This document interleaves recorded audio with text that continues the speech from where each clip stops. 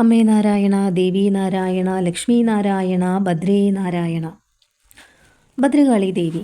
കാളി എന്നത് ശരിക്കും ബ്രഹ്മസങ്കല്പം തന്നെയാണ്. നാം കാളിയെ അറിയുന്നത് അനുസരിച്ചാണ് കാളി നമ്മളിൽ കാണുന്നത്.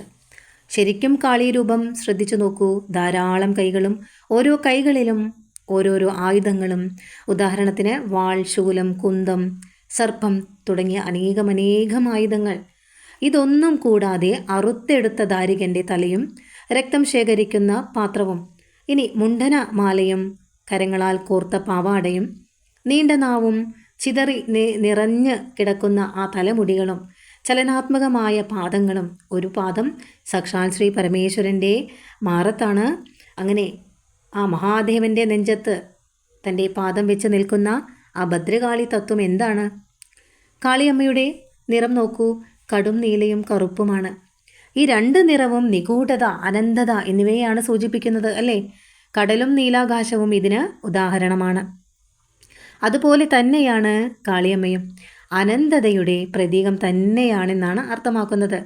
അമ്മയുടെ മുടി നോക്കൂ. ആ കാർക്കൂന്തൽ ഇടതടവില്ലാതെ നിറഞ്ഞു കിടക്കുന്നു. അതേപോലെ ആ കാർക്കൂന്തൽ ഒരിക്കലും എണ്ണിത്തിട്ടപ്പെടുത്തുവാനും സാധ്യമല്ല. ഓരോ രോമവും ദേവിയുടെ അനന്തമായ ഗുണങ്ങളെയാണ് സൂചിപ്പിക്കുന്നത്. അങ്ങനെ നോക്കിയാൽ കാളിയമ്മയുടെ ഗുണങ്ങൾ ആർക്കും വർണ്ണിക്കുവാനോ മനസ്സിലാക്കുവാനോ സാധിക്കില്ല എന്നതു തന്നെയാണ്. ഇനി അമ്മയുടെ ആ തൃക്കണ്ണ് നോക്കൂ. അമ്മയുടെ ഉൾക്കണ്ണ് തുറന്നതിനെയല്ലേ സൂചിപ്പിക്കുന്നത്? അറിയേണ്ടതിനെ അറിഞ്ഞു എന്നാണ് പറയുന്നത്. മൂന്നാം കണ്ണുകളാലാണ് അമ്മ എല്ലാം കാണുന്നത് എന്നാണ് വ്യക്തമാക്കുന്നത്. വളരെ നീണ്ട നാവ് ഉണ്ട് അമ്മയ്ക്ക് അല്ലേ? ചുവന്ന നാവ്. തൻ്റെ വെളുത്ത പല്ലുകളാൽ കടിച്ചു നിൽക്കുന്ന കാളിയമ്മ. താൻ തന്നിലുള്ള സാത്വിക ഗുണങ്ങൾ, തന്നിലുള്ള രജോഭാവത്തിനെ കീഴടക്കിയ തപസ്വിനി തന്നെയാണ് അമ്മ. കൂടാതെ നീണ്ട നാവ് സൂചിപ്പിക്കുന്നത് താൻ യോഗവിദ്യയിൽ പ്രാവീണ്യം നേടിയവൾ എന്നും അർത്ഥമാക്കുന്നു. അമ്മ കേച്ചരീയ മുദ്രയിലൂടെ അമൃതപാനം ചെയ്ത പരമയോഗിനി എന്നതു തന്നെയല്ലേ അത്? ഇനി അമ്മയുടെ കഴുത്തിൽ കിടക്കുന്ന ആ മുണ്ടമാല നോക്കൂ. അമ്മയുടെ ബുദ്ധിയെ സൂചിപ്പിക്കുന്നു അത്. ബുദ്ധിക്കപ്പുറം വിലസുന്നവൾ എന്ന് ചിന്തിക്കാം ഈ ഒരു കാര്യം കൊണ്ട്. ഇതൊന്നും കൂടാതെ പറയപ്പെടുന്നു, ജീവികൾ ഉദയം ചെയ്യുന്നതിന് മുൻപേ ദേവി മുണ്ടനമാല ധരിച്ചിട്ടുണ്ട് എന്നതാണ്. അപ്പോൾ സകല ജീവികളുടെയും മാതാവാണ് കാളിയമ്മ എന്നതല്ലാതെ വേറെ എന്താണല്ലേ? അമ്മ പ്രപഞ്ചമാതാവും കൂടിയാണ് എന്ന് ഇതിൽ നിന്നും നമ്മൾക്ക് മനസ്സിലാക്കാം. ഇനി കരം കൊണ്ടുള്ള പാവാടയാണ് അമ്മയുടെ വേഷം. കരം എന്നത് ബലം എന്നാണ് അർത്ഥം. അതായത് അമ്മയുടെ മാനം തൻ്റെ ബലത്താൽ സംരക്ഷിക്കപ്പെടുന്നു എന്നല്ലേ? തന്നിലുള്ള ശക്തിയാണ് അമ്മയുടെ ആ വസ്ത്രം. പൊതുവെ അർദ്ധനഗ്നയായാണ് കാളിയമ്മയുടെ ചിത്രങ്ങൾ കാണപ്പെടുന്നത് അല്ലേ? പ്രപഞ്ചം നിറഞ്ഞു നിൽക്കുന്ന അമ്മയ്ക്ക് ഏതു വസ്ത്രങ്ങളാൽ മറയ്ക്കപ്പെടുവാനാവും? ഇനി അമ്മയുടെ കൈകൾ നോക്കൂ. നിറയെ ആയുധങ്ങളാണ്. ഓരോരോ ആയുധങ്ങളും അമ്മയുടെ ആത്മീയ ശക്തിയും ഭൗതിക ശക്തിയും സൂചിപ്പിക്കുന്നു. വിവേകമാണ് കയ്യിലുള്ള വാൾ. സൃഷ്ടിയുടെ പ്രതീകം കയ്യിലുള്ള ശംഖ്, സ്ഥിതി അമ്മയുടെ കയ്യിലുള്ള പരിച. അങ്ങനെ പോകുന്നു ഓരോരോ അമ്മയുടെ ആയുധങ്ങളും. ഇനി അമ്മയുടെ ഒരു കയ്യിൽ ധാരികൻ്റെ തലയുണ്ട്, മറ്റൊരു കയ്യിൽ ധാരികൻ്റെ ചോര ശേഖരിക്കുന്നു. അത് പാനം ചെയ്യുവാൻ. ഒരിക്കലും ചോര കുടിക്കുന്നവൾ എന്നല്ല അതിനർത്ഥം. അഹങ്കാരത്തിൻ്റെ തലയാണമ്മ അറുത്ത് ഭക്തരെ രക്ഷിക്കുന്നത്.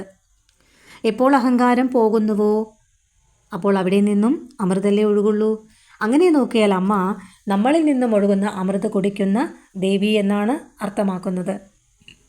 ഇനി ധാരാളം കൈകളുണ്ടല്ലോ അമ്മയ്ക്ക്. എന്നാൽ പാദങ്ങളാണെങ്കിൽ രണ്ടെണ്ണവും. പാദങ്ങൾ അമ്മയുടെ സത്യവും ധർമ്മവുമാണ് സൂചിപ്പിക്കുന്നത്. അമ്മയിൽ നിന്ന് ഭൗതിക നേട്ടം ആഗ്രഹിക്കുന്നവർ അമ്മയുടെ കൈകളെയാണ് ആശ്രയിക്കുന്നത് എന്ന് പറയുന്നു. അപ്പോൾ അമ്മ അതാത് കൈകളാൽ അനുഗ്രഹിക്കുന്നു.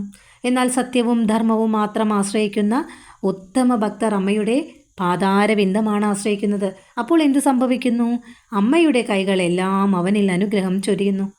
അമ്മയുടെ പാദങ്ങൾ ചലനാത്മകമായി കാണപ്പെടുന്നു. അമ്മയുടെ ഒരു പാദം സാക്ഷാൽ പരമേശ്വരൻ്റെ മാറിലാണ് ചവിട്ടി നിൽക്കുന്നത്. ഇവിടെ പരമശിവൻ നിശ്ചല ബ്രഹ്മം തന്നെയാണ്. ആ ബ്രഹ്മത്തിൽ നിന്നുമുണ്ടായ പ്രകൃതി ചലനാത്മകമായ പ്രകൃതി തന്നെയാണ് മഹാമായയായ കാളിമാതാവ്.